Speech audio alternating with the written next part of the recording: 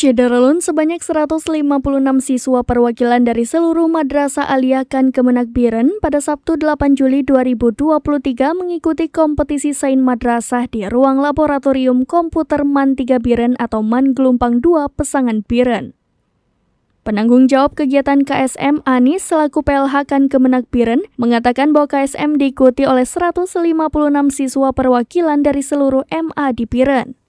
Para peserta mengikuti perlombaan 6 bidang studi, yaitu bidang studi matematika, fisika, biologi, ekonomi, dan geografi. Pelaksanaan ujian dibagi 2 sesi, yakni sesi pertama dimulai pada 7.30 waktu Indonesia Barat, dan sesi kedua dimulai pada pukul 14.30 waktu Indonesia Barat.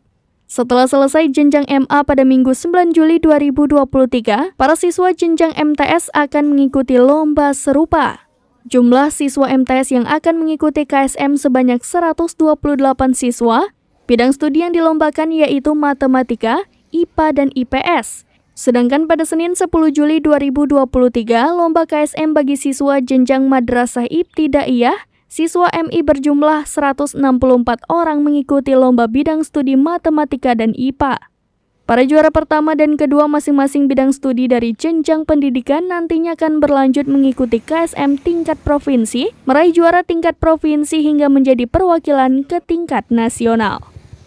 Dari Biren, Ismandin Idris, serambinews.com.